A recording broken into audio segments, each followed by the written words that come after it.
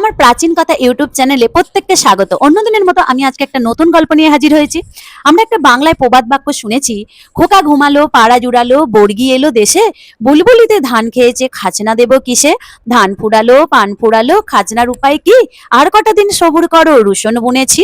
বহু পুরনো ছড়া, অষ্টাদশ শতাব্দীর ছড়া। বাংলা সমাজ জীবনের চিত্র তুলে ধরা আছে এই কবিতায়। কোনো এক কৃষক গৃহবধূ বর্গির হানায় ও রাজার পেশাদারদের অত্যাচারে জর্জরিত হয়ে বেঁধেছিল এই সুর।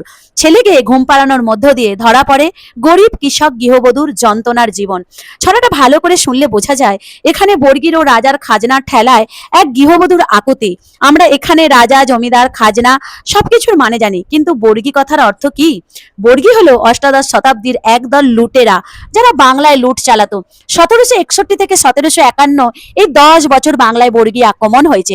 বিভিন্ন ইতিহাস থেকে জানা যায় তারা ঘোড়ায় করে আসতো, হাতে থাকতো বর্ষা, বর্ষার মারাঠি নাম বর্জি। প্রায় 7 হাত লম্বা লোহার ফলাযুক্ত অস্ত্র বর্গী সেনাদের হাতে থাকতো। বর্জি তাই বাংলায় লোকের মুখে মুখে বর্গী হয়ে ওঠে। এখানেও বিতর্ক আছে, অন্যরা মত দিয়ে বলছে বর্গী নামটা এসেছে মারাঠি শব্দ বর্গির থেকে। বর্গির বলতে মারাঠা সাম্রাজ্যের অশ্বারোহীদের বোঝানো হতো। এরা ছিল ধনগড় জাতির লুটেরা। বাংলায় বর্গীরা কেন আক্রমণ করত?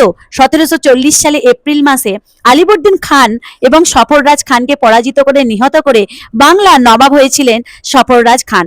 শালুক ছিলেন উড়িষ্যার নায়েব নাজির সিতম। তিনি তেড়ে ফুড়ে উঠলেন বোনের বরকে মারার বদলা নিতে। আলিবর্দির সাথে রুস্তামের ভয়ানক যুদ্ধ হলো বালেশ্বর কাছে ফলাবরে। আলিবর্দির কাছে পরাজিত হলেন রুস্তাম। রুস্তাম দম্বার পাত্র ছিলেন না।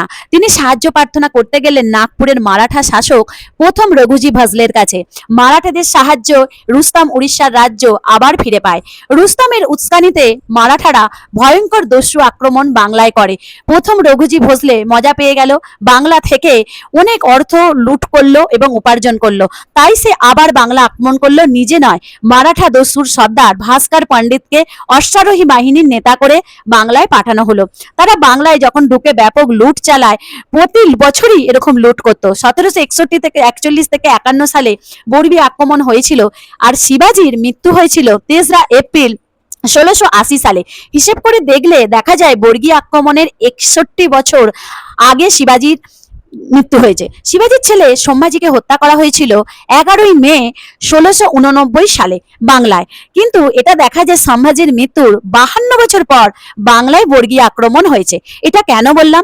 কারণ অনেকে মনে করেন যে শিবাজি একজন ভালো শাসক ছিলেন না, তিনি একজন ভয়ানক রাজা ছিলেন যে বাংলায় লুট চালাতো। কিন্তু এটা একেবারেই সত্য নয়। বিভিন্ন জায়গায় প্রমাণিত হয়েছে যে শিবাজির মৃত্যুর অনেক পরে বাংলায় বর্গী আক্রমণ হয়েছে।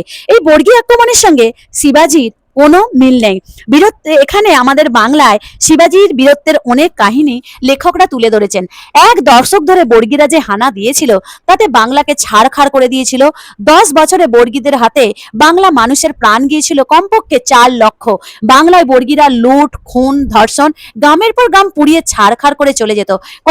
কত নারী বাংলায় তাদের হাতে ধর্ষিত হয়েছে। বিভিন্ন কবি তাদের কাব্যে ফুটিয়ে তুলেছিল বর্গীদের ঘটনা। সমকালীন ঘটনাকে তুলে ধরেছিলেন এরকম একজন কবি ভারতচন্দ্র তার অন্নদামঙ্গল কাব্যে লিখেছেন, লুটি বাংলার লোক করিল কাঙাল, গঙ্গা পার হইলা বান্ধি নৌকার জাঙাল, কাটিল বিস্তর লোক গাম গাম পুরি, লুটিয়া লইল ধন ঝিউরি বৌরি। বর্গীদের অত্যাচার সেই সময় কেউই ঠেকাতে পারেনি, একমাত্র গঙ্গা নদী বর্গীদের ঠেকাতে পেরেছিল।